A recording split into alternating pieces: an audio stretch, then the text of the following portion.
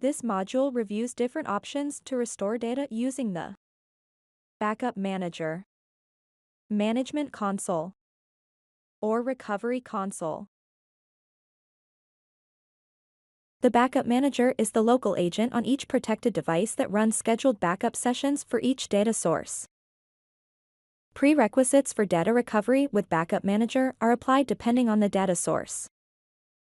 You can restore data for files and folders and virtual disaster recovery. You can recover data on the original device if Backup Manager is installed. Or you can recover to a different device and use the Backup Manager restore-only mode.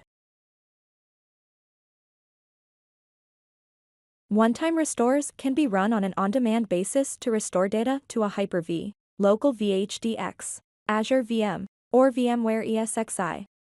One-time restores require a recovery location to be set up. A recovery location is the host running the recovery service and processing the data restores. The recovery location can be added prior to adding devices to a standby image plan, or from the first step of the Enable Standby Image wizard.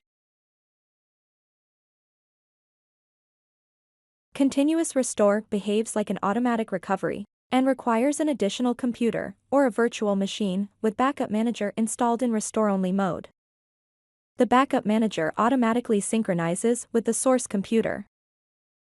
If any change is detected between the source backup and the current restored version, it triggers a restore.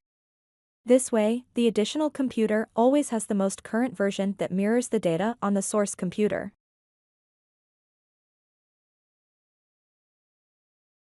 Restore data for Microsoft 365 products via the Management Console. Please check the Cove Data Protection User Guide for the latest on role access for Management Console and Global Administrator account for Microsoft 365. The Recovery Console can perform both on-demand or continuous restores of Windows servers and workstations to any location.